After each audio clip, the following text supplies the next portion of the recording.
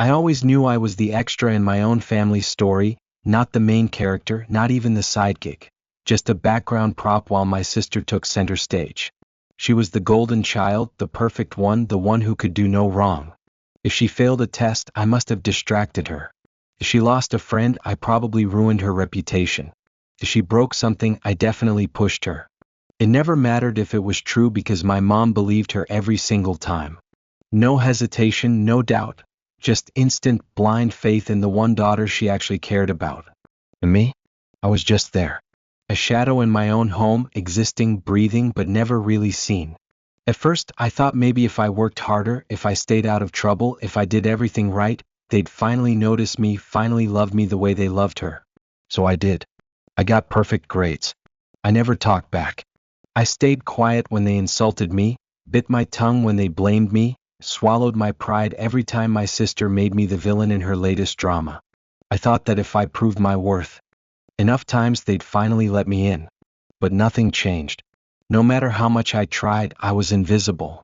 Unless, of course, they needed someone to take the fall. Then one night, everything collapsed. It started like every other night of my life.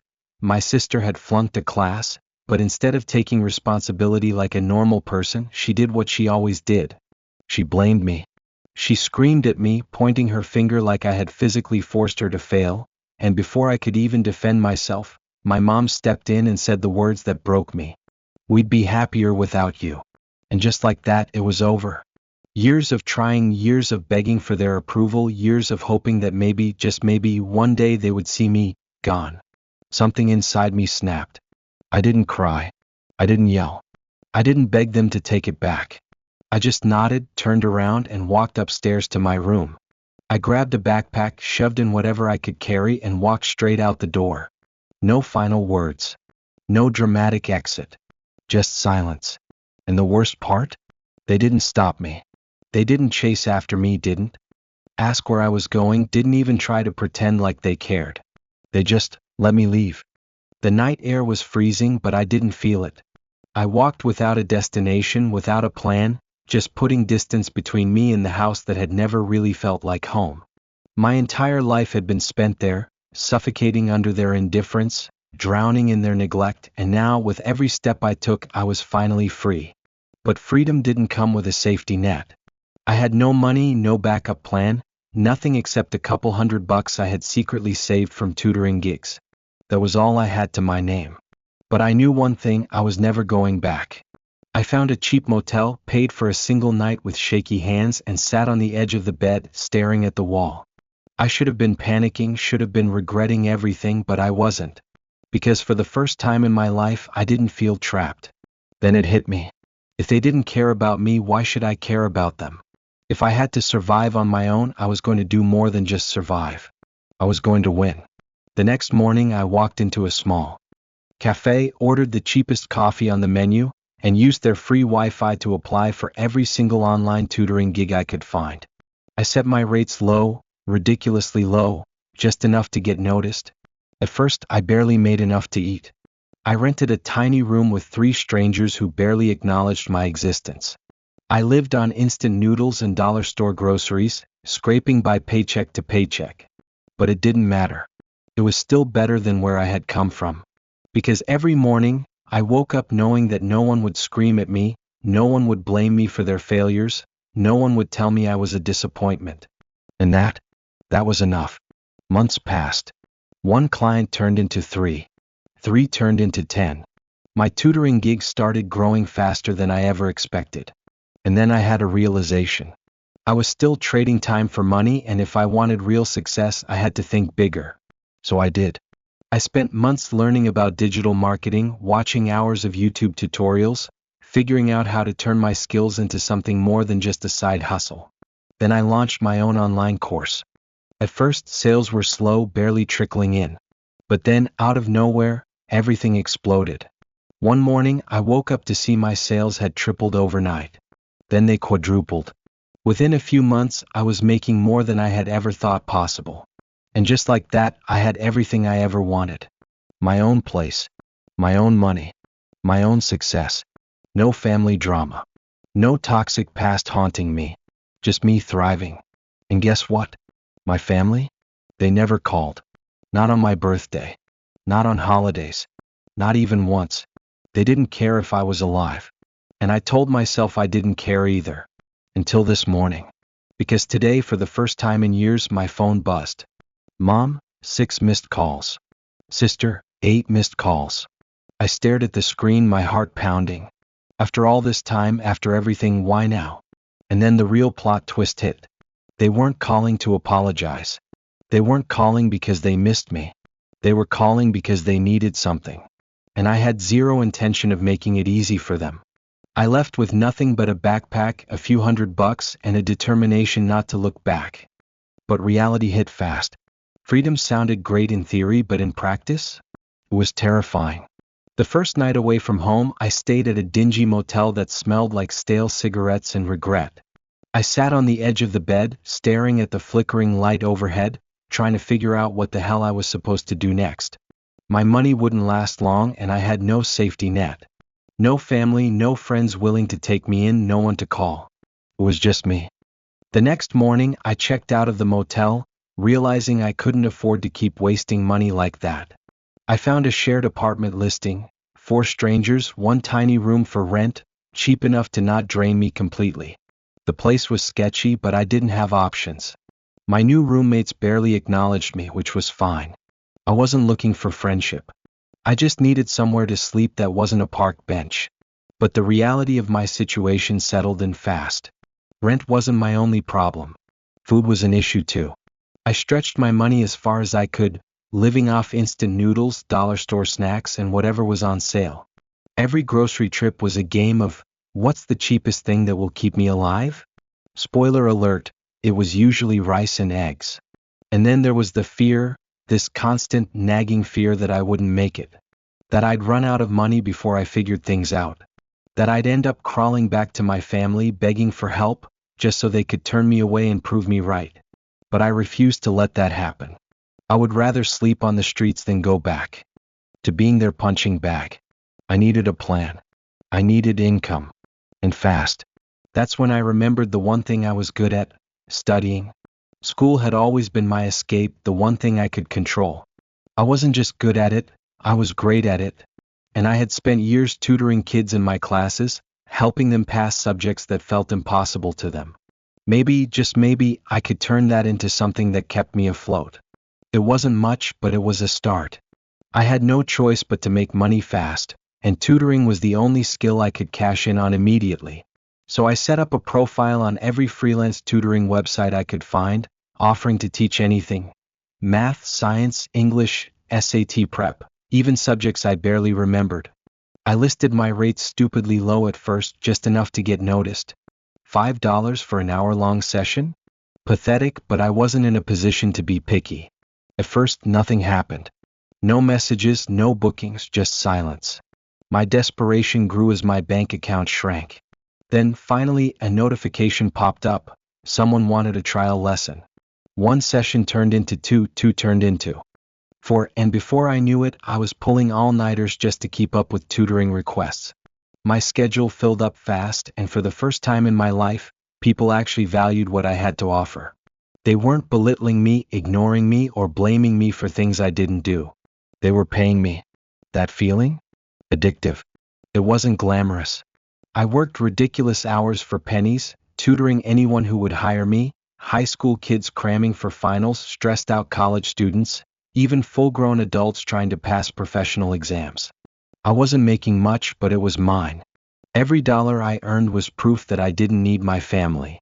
Proof that I could do this on my own. Slowly I started raising my rates. $5 became 10, 10 became 20. My clients didn't complain, they saw results and word spread. Soon I wasn't just tutoring random students online, I was getting referrals, students recommending me to their friends. I barely had time to eat or sleep, but I didn't care. Every booking meant I was one step further from the life I had left behind. The money wasn't great, but it was enough. Enough to cover rent, enough to afford groceries that weren't just instant noodles. Enough to start saving. I wasn't rich, not even close, but for the first time, I wasn't panicking about how long my money would last. I was surviving. And that was everything. The problem with tutoring was that it took up all my time, and time was money, literally. If I didn't work, I didn't get paid. And as much as I was finally making enough to cover my basic needs, I couldn't ignore the fact that I was still just one bad month away from being broke again. If I got sick, if demand for tutoring slowed down, if I burned out, I was screwed. I was still living paycheck to paycheck, just with slightly better groceries. That's when I realized I needed to level up. I started researching how to make money without constantly grinding for it. The answer? Passive income. I didn't have rich parents to fund my dreams, and I wasn't about to fall for some scammy, become a millionaire overnight garbage. But I knew one thing: I was damn good at teaching, and people were willing to pay for knowledge. So I had an idea. What if instead of tutoring one student at a time, I created something that could help thousands at once? That's when I decided to build my own online course. I had no idea how to do it, but I knew how to teach, and I knew how to figure things out. So I studied like my life depended on it, because honestly, it did. I watched hours of YouTube tutorials, read every blog I could find, learned about digital marketing, course design, sales funnels, things I had never even thought about before. It was overwhelming, exhausting, and frustrating. But every time I thought about quitting, I reminded myself of one thing: I was never going back to that house. Ever. I spent months recording lessons, designing slides, writing scripts, editing videos on a laptop that sounded like it was trying to take off into space. I worked early mornings before tutoring sessions, stayed up late after lessons, sacrificing every free moment I had. And then, finally, after what felt like a lifetime, my course was ready to launch. At first, sales were slow. Like painfully slow. I remember refreshing my dashboard every 5 minutes, hoping the numbers would magically go up. They didn't. The first week I made 2 sales. I felt like an idiot. I had just spent months pouring everything I had into this, and for what? A couple of people paying the price of a cheap dinner? But then something changed. Word of mouth. The people who bought my course started talking about it, sharing it, recommending it to others. And before I knew it, sales weren't just trickling in, they were exploding. One morning I woke up, checked my dashboard, and nearly dropped my coffee. My sales had tripled overnight. Then they quadrupled. Within a few months, I was making more than I ever thought possible. More than I ever thought someone like me could make. And just like that, everything was different. Moved out of my cramped, shared apartment into my own place. A real place. No more dollar store meals. No more choosing between paying rent or eating something other than instant noodles. I finally had stability. I wasn't just surviving anymore. I was winning. And through all of it, my family? Not a single word. No calls. No messages. Not on my birthday, not on holidays. Not even to check if I was still alive. And I told myself I was fine with that. I didn't need them. They had made it clear that I wasn't worth their time. Until this morning. Because today, for the first time in years, my phone buzzed.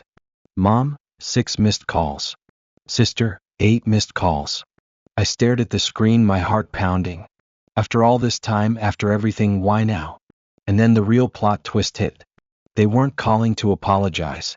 They weren't calling because they missed me. They were calling because they needed something. And I had zero intention of making it easy for them. The phone kept buzzing, screen lighting up with name after name. Mom. Sister. Mom again. It had been years since I'd seen those names pop up, years since I'd heard their voices, and now suddenly they couldn't stop calling. I just sat there staring at the screen, heart pounding in my chest, waiting for, I don't know what. Maybe an apology. Maybe some kind of acknowledgement that they had abandoned me, that they had thrown me away like I was nothing. But deep down, I already knew that wasn't what this was about. I let the calls go to voicemail.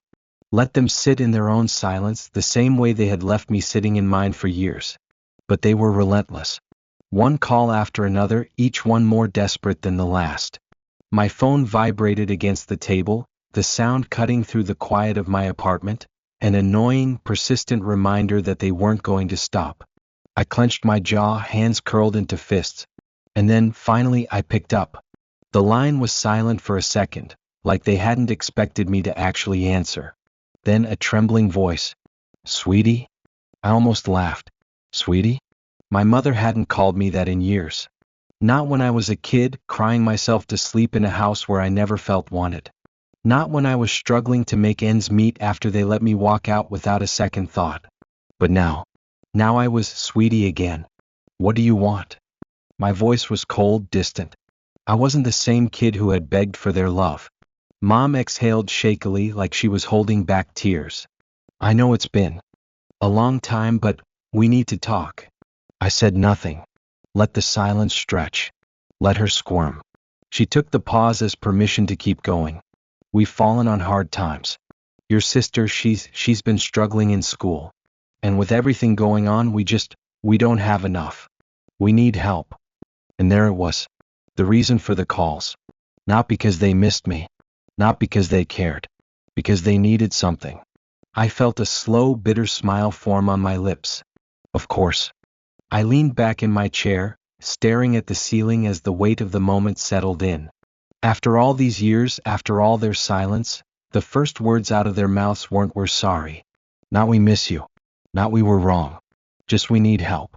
I could hear the strain in her voice, the way she was trying to sound soft, careful, motherly, like she hadn't spent my entire life making it clear that my existence was an inconvenience.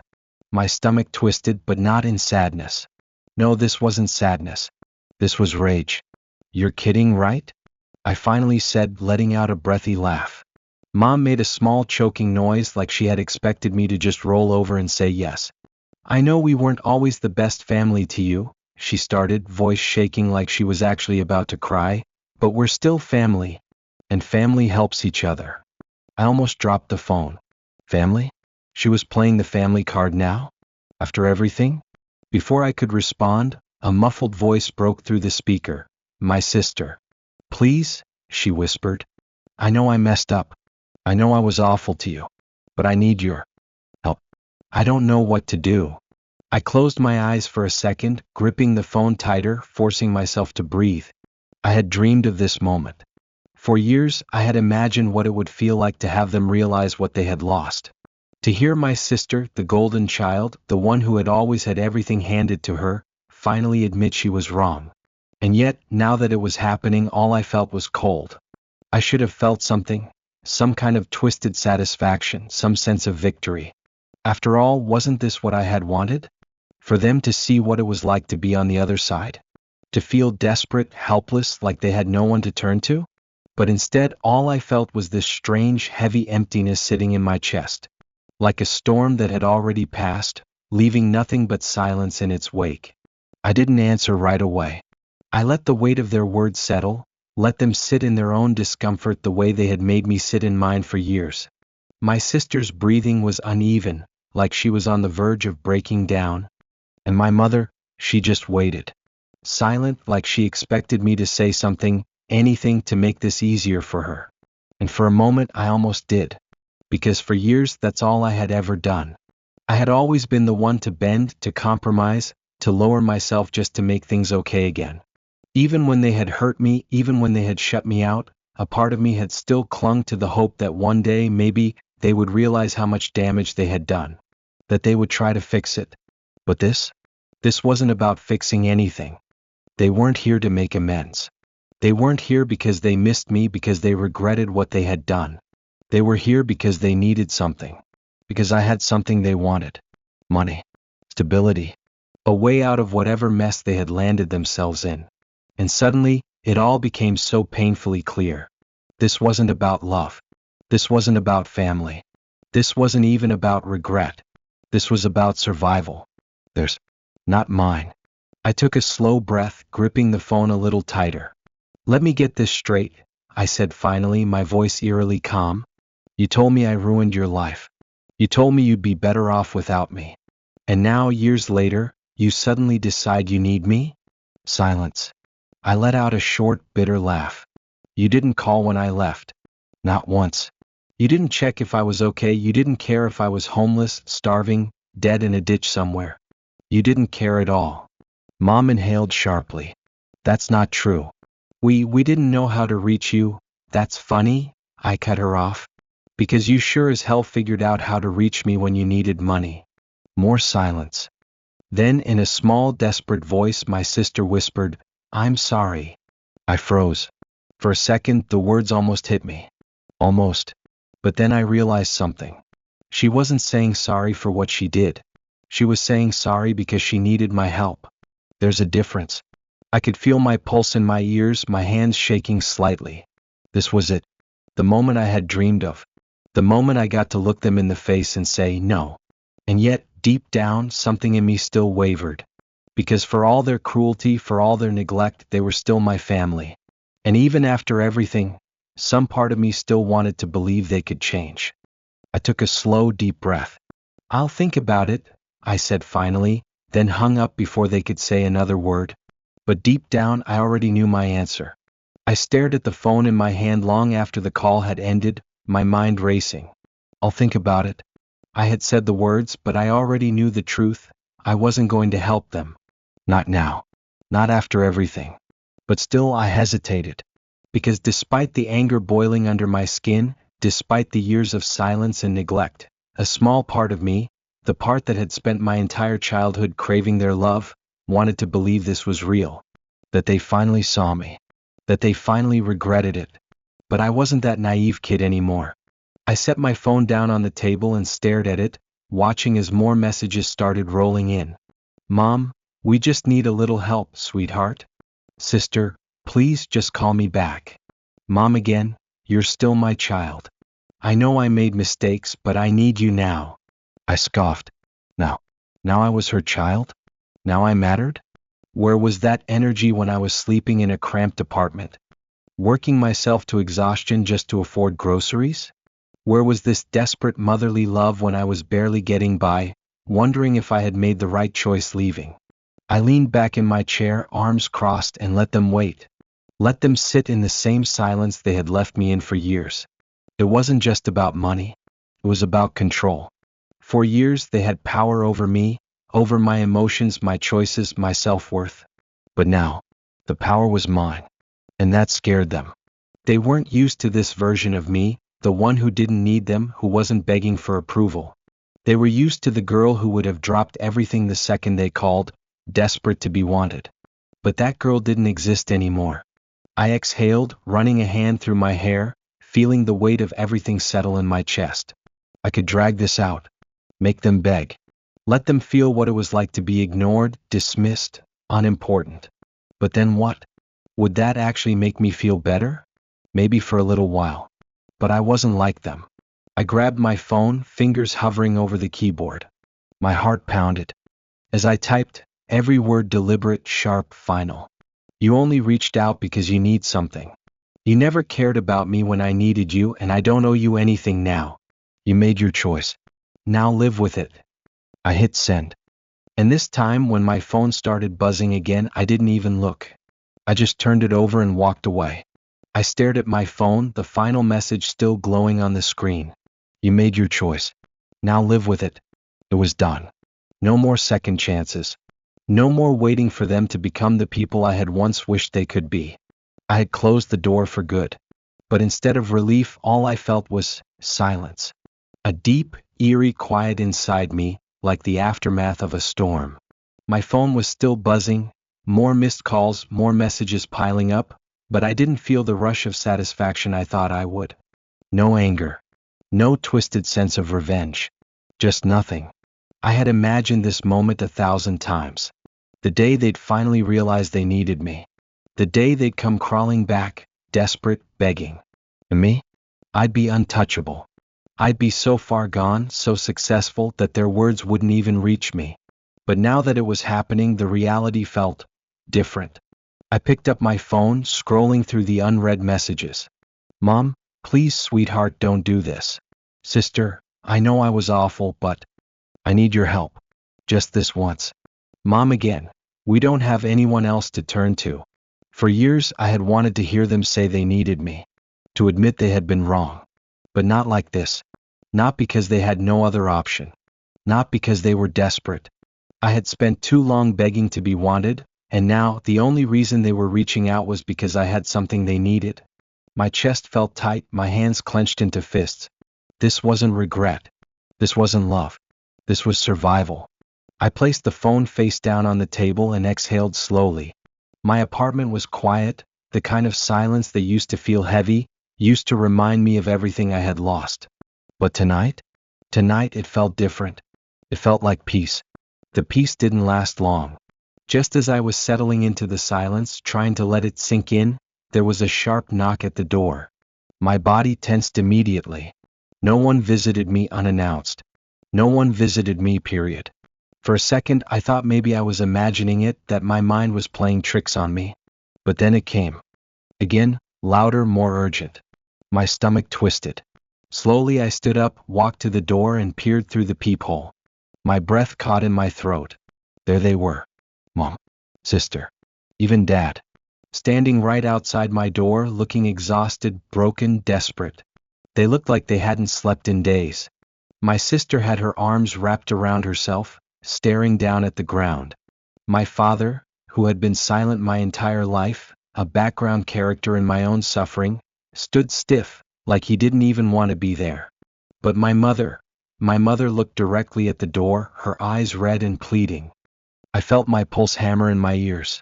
They came here. They didn't just call. They didn't just text.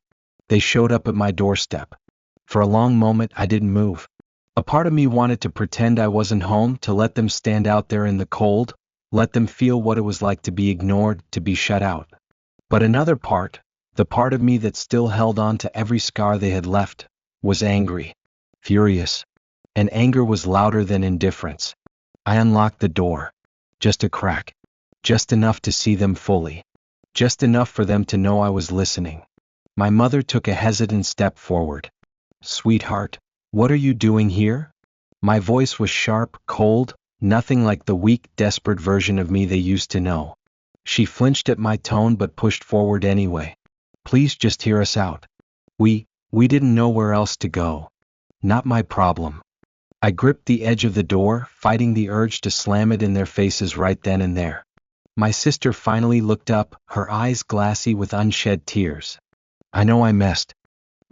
I know I was awful to you, but please, I don't know what to do anymore. I stared at her. The golden child.